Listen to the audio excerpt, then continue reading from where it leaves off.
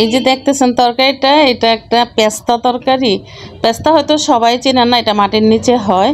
তো অনেক মানে ছোটোবেলার স্মৃতি মনে করে আজকে আমি এই তরকারিটা রান্না করেছি।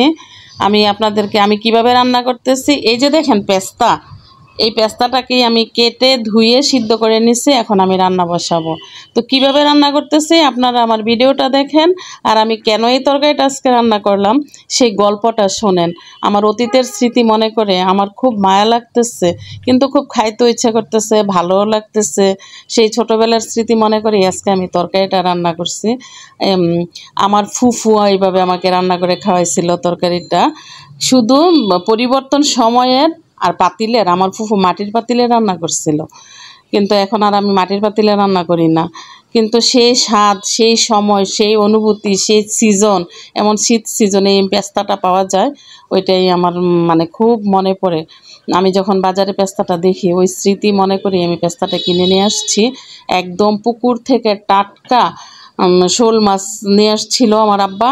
তো ওই শোল মাছটা দিয়ে আমার ফুফু একদম তখন মাটির নিচে পেস্তাটা উঠাইয়া রান্না করছিল মাটির পাতিলে। আমার কাছে এত মজা লাগছিল পেস্তাটা, যে সেই স্বাদটা আমি আজও বলতে পারি নাই। ছোট বলতে আমি অনেক ছোট ছিলাম না, ভালোই বড় হয়েছি বুঝি, কিন্তু আমার ফুফু রান্না করছিল। আমি শুধু দেখছিলাম যে আমার ফুফু কিভাবে রান্না করছে পেস্তাটারে। প্রথমে এই পেস্তাটা কিন্তু সিদ্ধ করা খাইতেও ভালো লাগে। তো প্রথমে যখন পেস্তাটাকে একটু সিদ্ধ করে নিচ্ছে, তখনই মনে হয় যে কাঁচাই খেয়ে ফেলছে অর্ধেক, আর বাকিটা ফুফু রান্না করছে। এইভাবে প্রথমেই মাছটাকে কষায় নিল, তারপরে আমার ফুফু এই ডাল ঘুটনি দিয়েই একটু চাপ দিয়ে দিয়ে দিয়ে দিয়ে পেস্তাটাকে একটু ভেঙে দিছিল, যেন পেস্তাটা একটু ভাঙ্গা ভাঙ্গা হয়। তো এটা নাম হয়েছে ভাঙ্গাচুরা তরকারি। ভাঙ্গা ভাঙ্গা করে সে রান্না করে, মাছটাও ভেঙে যায়, পেস্তাটাও ভেঙে যায়। এটার যে কি একটা স্বাদ খেতে, আসলে যারা না খাইছেন তারা বুঝতে পারবেন না। এখনের প্রজন্মের ছেলে মেয়েরা তো আসলে এই তরকারিগুলা খায়ও না, এটার যে কি মজা বুঝেও না।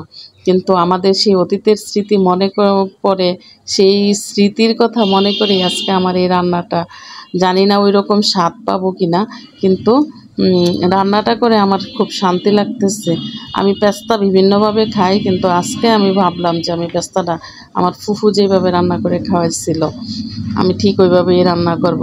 আজ আমার ফুফু নাই, কিন্তু ফুফুর স্মৃতি, ফুফুর কথা, ফুফুর রান্না সবই আমার চোখের সামনে ভাসতেছে। রান্না শেষে আমার ফুফু এইভাবে বাইরে দিছিল তরকারিটা, বলতেছিল যে নাও, এটা একটু ঠান্ডা হইলে খাইতে ভালো লাগবে। তো আপনাদের কাছে কেমন লাগলো আমার রান্নাটা, আমার গল্পটা, আমাকে কমেন্ট করে জানাবেন। আল্লাহ হাফিজ।